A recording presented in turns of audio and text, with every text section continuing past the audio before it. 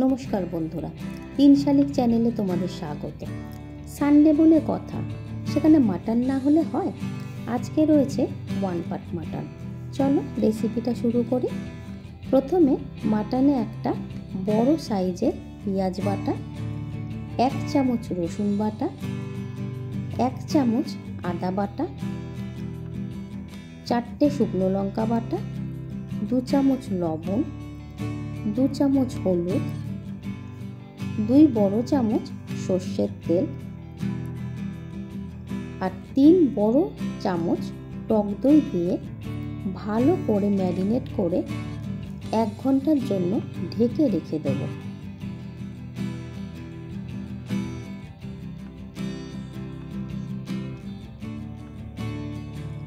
এবারে কুকারে তেল গরম করে আলু ভেজে তুলে নেব।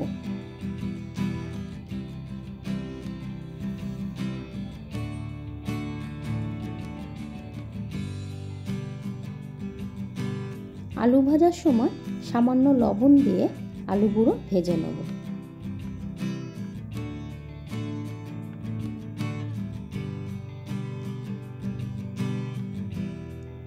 এবার ওই আলু ভাজার তেলে সামান্য চিনি দিয়ে নাড়িয়ে 3টে ছোট এলাচ, লবঙ্গ ফোড়ন দিয়ে দিলাম 1 বাটি পেঁয়াজ, সাথে দিলাম সামান্য লবণ।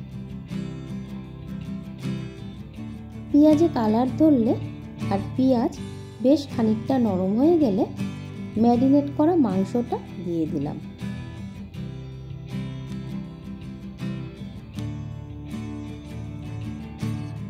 যেহেতু এটা 1 পাট মাটন, তাই কুকারে পুরো রান্নাটা হচ্ছে।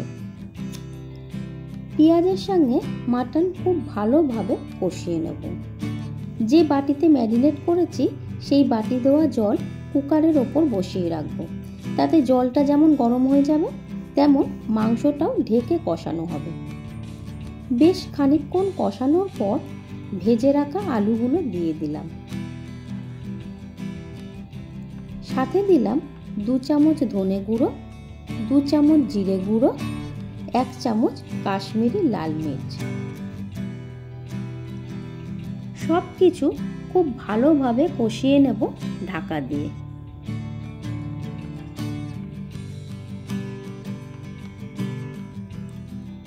এবার ঢাকা খুলে 3টে কাঁচা লঙ্কা দিয়ে দেব।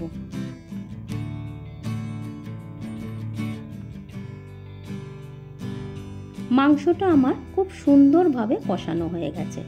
এবার বাটির গরম জলটা দিয়ে প্রেসার কুকার বন্ধ করে দেব। হাই ফ্লেমে একটা সিটি আর মিডিয়াম ফ্লেমে একটা সিটি দিয়ে স্ট্যান্ডিং টাইম দেব। ঢাকনা খুললেই রেডি হয়ে গেল 1 পাট মাটন। আমাদের সঙ্গে ধৈর্য ধরে থাকার জন্য থ্যাংক ইউ।